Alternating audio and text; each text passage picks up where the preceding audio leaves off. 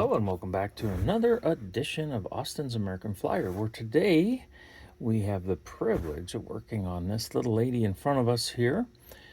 This is a 302 from 1948 that has an interesting patina on all the metalwork. The owner hails from Pennsylvania, and I don't know if this was a local pickup or not. But as you can see, the things that can rust have rusted. So sometimes I'm a little bit ornery. So I asked Steve. I said, "Now, do you want the patina to stay?" And he said, "No, no, you can clean that up." So I'll be working on some metal polish, I think, a little bit here. Okay, we're back, and let's see if we get any activity. Oh, I heard a reverse unit click. That's always a good sign.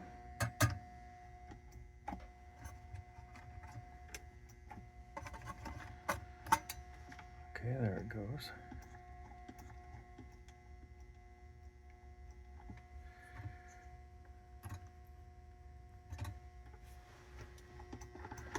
All right, we got no headlight.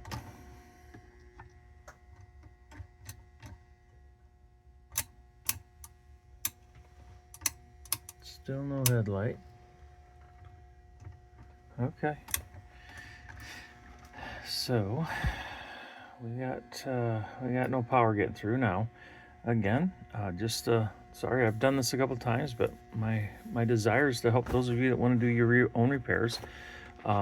One of the things you want to watch is, do you have a headlight as you're hearing clicking going on in here, because that can tell you, if you've got somewhat decent contact in your fingers here and you're wiring up to your headlight. Now, the headlight bulb could be out, and so this is not bulletproof, but it's kind of a nice, quick way to get a handle on what you may or may not run into. Now, since I've got no headlight here, it's hard to say, but I did notice this wiring harness is in just fantastic shape. So what I'm starting to piece together here, and this is just one of the things I like to do, so that the prongs are clean. So this has been probably plugged in forever. The wires back here look to be in very, very nice shape. Dare I say factory fresh? I mean, it just looks remarkable. So based on that, I would say this was run a little bit. It was put on a shelf somewhere, and sat there for 50 years, 40 years, a very, very long time, and things rusted, and it just stayed there, never got moved, and the rust just fell off. But yeah, all right, time to get this thing apart and start doing some inspection and cleaning. I'm probably going to start with taking the engine apart, because like I said, I want to get the metal bits off of there. After I get that done, I'll take the ladder off the back here. But yeah, like I said, I want to get all of that cleaning, and we'll go from there. Well, I'm back with a little bit of an update here. I've got the offending rust removed from all kinds of bits and pieces, and that's cleaned up really nicely. I also have removed the shell from the tender and checked the fingers on the reverse unit, and actually all of them are good, like there's no holes.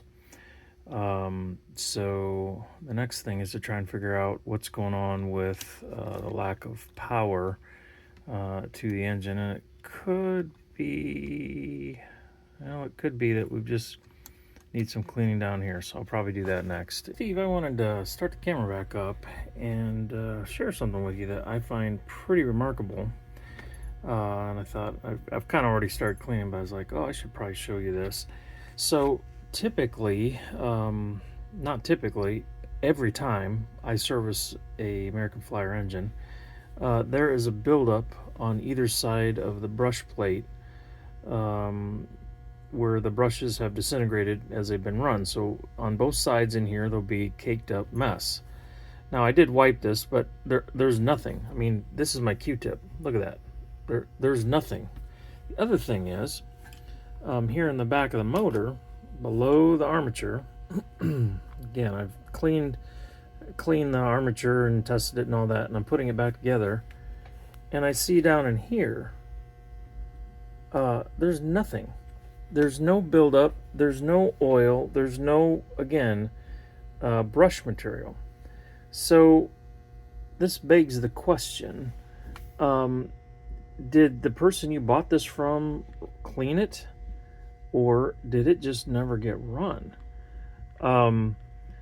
I would almost argue that it just has very little runtime. Now, I've just ran a Q-tip over the commutator surface because there's no grooving. I mean, it looks like it because of the schmutz, and maybe it's micro grooving, but I mean, this thing is in immaculate condition. The brushes, if you know, they could be original. They've had a little bit of runtime, but not much. Just cool. Just some things that, you know, I pay attention to. I also don't see, again, I put a little bit of oil on the idler gear here for the chuff unit, smoke unit. There was nothing. I mean, that thing was dry. There was not even grease on it. And again, I put a little bit of lubricant on before I shoved the armature worm gear in there. But again, there's just no grease in this thing. It's just so unusual. Now, I did power it real quick after I cleaned up the tender, and it smokes really good. But the engine ran like it was pretty dry. So that's why there's a few drops on there just to make sure everything was good before I took it apart. So, anywho, fascinating stuff. At least I think so. Also, I had mentioned this is a 1948, and if you look inside the shell, you can see 5. That's a 4 and an 8, I believe. It's definitely a 4.8. So, thought I would share that with you. Kind of cool. Beautiful engine you got here. All right, so I took the cover plate off the bottom, and no grease, no grease. So did someone clean this up before they sold it to you? I don't know. Or what, is it possible it came from the factory with no grease? I just don't know. Kind of wild. Kind of wild. Here we go. Finally have this guy cleaned up and put back together. This took some effort. It was surprisingly rusty everywhere it could be. But I think you'll be happy with how polished up we got everything, cleaned up, lubricated. Draw bar, spent a bunch of time with that. And as we mentioned earlier, all of the metal on the engine that could rust was rusted, including axles, pins, screws, you name it. So I've got it cleaned up. Let's go ahead and get it out here on the track or on the rolling road and see how we fare. In addition to the significant cleaning that I did, I serviced the reverse unit, took that all apart, cleaned it. It did not need fingers, but it needed some adjustment, so I took care of that. I put a new light bulb in. The light bulb was burned out. Oh, and I did some touch-up paint. The cylinder on the opposite side, I believe. Yeah, this one was just really scratched up. So I touched that up and a few other places. Now I didn't repaint the engine, so there's still going to be very small places where there's voids. But I did get some of the places that when you looked at the engine, it screamed at you. All right, here we go. Reverse.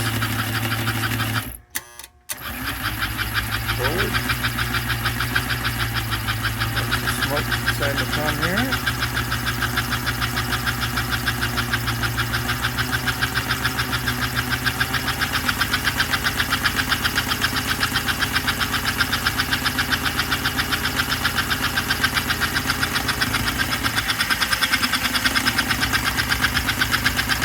reason I did that is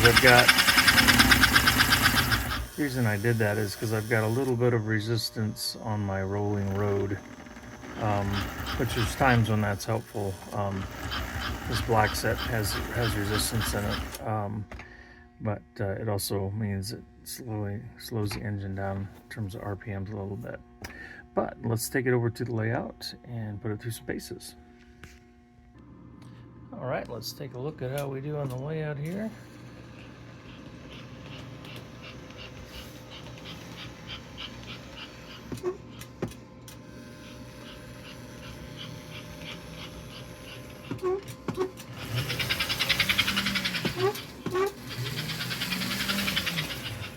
As you can see, we've got nice slow speed as well as high speed.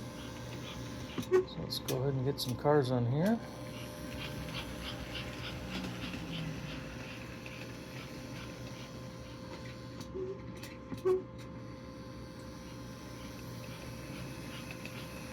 Walks that little train with no effort at all. It's impressive.